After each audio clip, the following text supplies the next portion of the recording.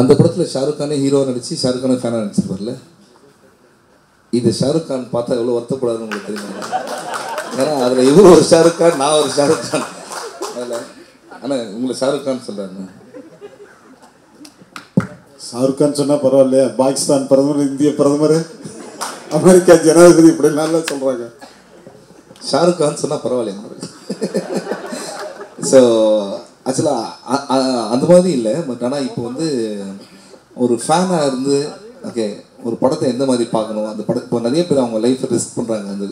So இது மாதிரி விஷயங்கள்லாம் நிறையா இருக்குது. So it's not only comedy film. இந்த படம் நீங்கள் பார்த்தீங்கன்னா லாஸ்ட்டு ஸ்ட்ராங்கான ஒரு மெசேஜே இருக்குது. So it's fan point of வியூன்னு சொல்லலாம். பட் அந்த படம் கிடையாது. இல்லைனா நாங்கள் போயிட்டு அங்கே இருக்கிற பசங்க வந்து இந்த மாதிரி வெளியூர் படம்லாம் நம்ம பண்ணும்போது என்ன பண்ணுறோன்னா பயங்கர டெஸ்பரேட்டாக எதுவுமே ட்ரை பண்ணுறதில்ல. அதுதான் ரொம்ப ஆர்டிஃபிஷியலாக இருக்கும். ஸோ அங்கே போயிட்டு அங்கே இருக்க லோக்கல் பசங்க எப்படி பேசுவாங்கன்னு கேட்டுட்டு டப்பிங் பண்ணும்போது டைரக்டர் இருப்பார் கூட. ஸோ அவங்களுக்குலாம் ஸ்லாங் தெரியும், அதுக்கு அதை வச்சு எப்படி பேசிக்கிறது. ஆனால் இதுக்கும் மேலே வந்து கலகலப்பெல்லாம் பண்ணும்போது கூட பார்த்திங்கன்னா ஜென்ரலாக பேசுகிற மாதிரி தான் பேசியிருக்கேன். அது என்ஜாய் பண்ணியிருக்காங்க. ஸோ புதுசாக எதனா ட்ரை பண்ணி நம்ம எதனா மாட்டாமல் நமக்கு என்ன வருமோ அதை மட்டும் ஒழுங்காக பண்ணிடலாம்ன்றது ஐடியா. நிஜமா ஃபேன் இல்லை சார். நிஜமா அவர் ஃபேன் சொன்னால் சின்ன வார்த்தை ஆகிடும். அவர் ஆகுனா தம்பி தம்பின்னு சொல்லிடுறாரு. ஆனால் எங்கே வேணால் சொல்லுங்கண்ணே, முக்கியமான இடத்துல இவன் தம்பின்னு சொல்லுங்க. முக்கியமாக டெல்லிகிலியில் சொல்லுவாங்க, எல்லா இடத்துலையும் சொல்லுவோம். இதில் என்ன இருக்குது? ஸோ ஃபேனையும் தாண்டி நான் சொன்ன பார்த்தீங்களா, இப்படியா நடிக்க முடியுமான்றது வந்து அவருக்கே அப்போ தான் தெரியும். ஸோ அது மாதிரி நம்ம கற்றுக்கிறோம் நிறையா விஷயம் அவருக்கு.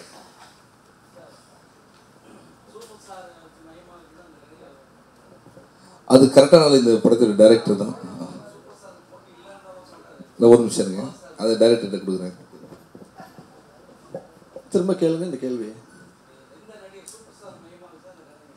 இல்லை சார், சூப்பர் ஸ்டார் வந்து இமயமலை, நாங்கள்லாம் வெறும் பரங்கி மலை. அவரெல்லாம் நாங்கள் எதிரியாக எடுத்துக்கிட்டு அவரை வச்சுலாம் கதை பண்ண முடியாது. அதெல்லாம் வேறு ஒரு கதையாக பண்ணும்போது இப்போ நம்ம படத்தில் வழக்கமாக பார்ப்போம், ஒரு வக்கீலை வில்லனாக காட்டியிருக்கோம், ஒரு டாக்டரை காட்டியிருக்கோம், ஒரு போலீஸ்காரனை காட்டியிருக்கோம், ஒரு ஜட்ஜை காட்டியிருக்கோம். அது மாதிரி ஒரு நடிகனை ஏன் வில்லனாக சொல்லக்கூடாதுன்னு அண்ணன் நடிச்சிருக்காரு. வில்லன் கேரக்டர் தான் கிட்டத்தட்ட. அதனால காமெடின்னு பார்க்குறீங்க, படம் பார்க்கும்போது தெரியும். பட் ஏன் இப்படி பண்ணக்கூடாதுன்னு உருவாக்கப்பட்ட கதை தான். மற்றபடி யாரையும் காயப்படுத்தியோ அதை நியாயப்படுத்தியோ நாங்கள் படம் எடுக்கல.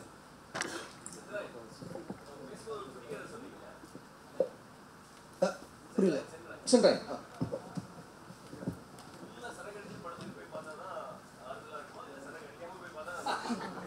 என்ன எப்படி எடுபடியா?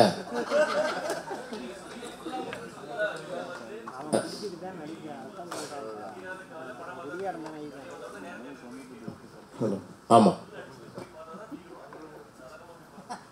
நீங்கள் நான் ஒரே வார்த்தை சொல்கிறேன். நீங்கள் சரக்கு அடிச்சுட்டு போய் இந்த படத்தை போய் பார்த்தீங்கன்னா போதெல்லாம் இறங்கிடும். சரக்கு அடிக்காமல் போனீங்கன்னா ஃபுல் அடிச்சுட்டு வெளில வந்த மாதிரி இருப்பீங்க. அவ்வளோ என்ஜாய் பண்ணுவீங்க. அடுத்து ஃபார்ம் ஆகிட்டான்.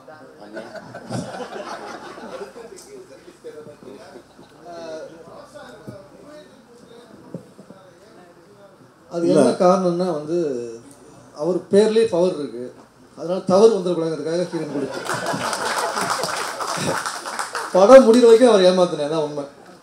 3 நாள் ஷூட்டிங் முடியும் போது கேட்குறாரு, தம்பி எனக்கு இந்த பீரியட் இருக்குல்ல கன்ஃபார்மாக இருக்குண்ணே அப்படின்னு. ஆனால் படம் முடிச்சு டப்பிங் வந்து கேட்குறாரு, டப்பிங் போயிட்டு இருக்கும்போது, தம்பி அந்த பீரியட் இருக்குல்ல யாரு ஹீரோயின் பாம்பேல பேசிகிட்டு இருக்கேன்னு சொன்னேன்.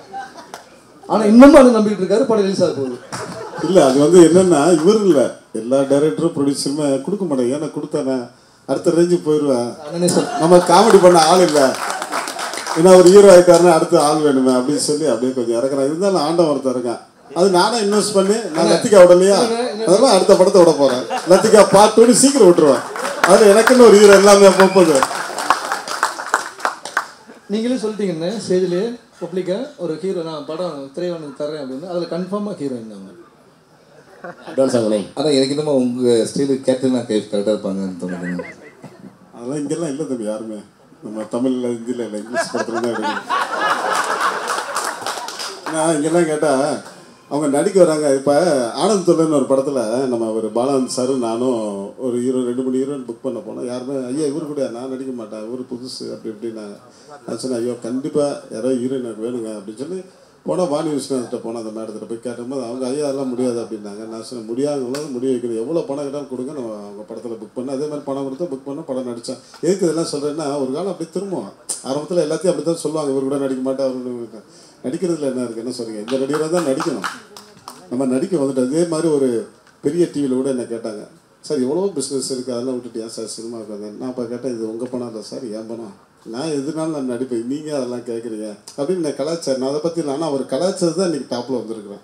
அதனால் ஹீரோயின் வந்து கண்டிப்பாக பறந்துருப்பாங்க, பறக்காமல் இல்லை, இன்னும் வெளியில் வரல.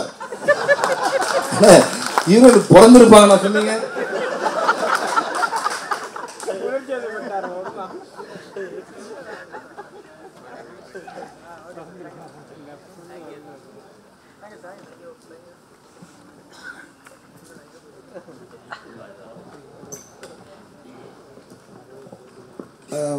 தப்பாக எடுத்துக்காதீங்க. ஹீரோயினை பற்றி 2 கேள்வி ஏதாவது கேளுங்க, அவங்க ஏதாவது சொல்லுவாங்க please.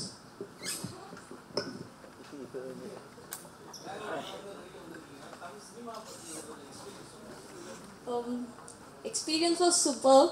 I felt no difference. It's like home for me now. 1 year completely I'm in Chennai only, so this is my home now. Sorry? Teacher. He is my teacher. The Konjum Tamil what is coming out, it because of Shiva sir.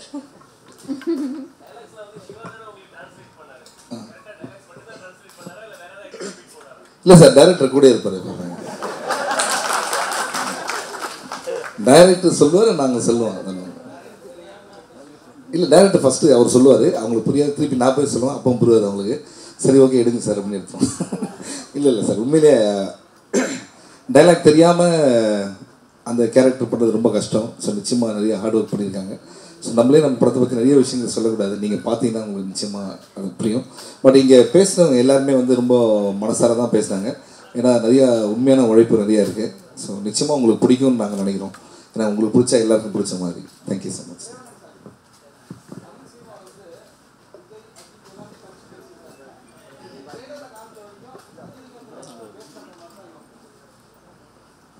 எந்த இடத்த சொல்கிறீங்க? அப்படி இருக்காது. சரி, இல்லை உங்களுக்கு ட்ரைலர்லேயே வந்து ரஜினி சாரை பற்றி சொல்கிறோம்னா அப்போ படம் பார்க்கும்போது நீங்களே முடிவு பண்ணுவீங்க. அப்படி கிடையாது, நம்ம யாருமே அப்படி எடுத்துக்கொள்ளாது. பவர் சார் அண்ணனுடைய ஃபேனாக சிவா சார் நடிச்சிருக்காரு. சிவா, பாலாஜி, சென்றாயன் 3 பேர். ஒரு நடிகனுக்கு ஒரு ரசிகனுக்கு நடக்கிற ஒரு சின்ன போராட்டம் தான் இந்த ஸ்டோரி. இதில் ஃபஸ்ட் ஹாப்பில் ஒரு கதை சொல்லியிருக்கேன், செகண்ட் ஹாப்பில் கதை சொல்லியிருக்கேன். பட் இப்போவும் திரும்ப சொல்கிறேன், தயவு செஞ்சு யாரும் தப்பாக நினச்சிக்காதீங்க. ரஜினி சார் இமயமலை, நாங்கள்லாம் சாதாரண பரங்கி மலை, அதை தெளிவாக முடிவு பண்ணிக்கிறேன். அப்புறம் இன்னொன்று சொல்ல நினச்சேன், நான் கொஞ்சம் இங்கிலீஷ் கற்றுக்கிட்டதே வந்து ஹீரோயின்ட்ட தான் கற்றுக்கிட்டேன். தமிழ் கொஞ்சம் கற்றுக்கிட்டாங்க என்கிட்ட இருந்து, நான் இங்கிலீஷ் ஃபுல்லாக கற்றுக்கிட்டேன்.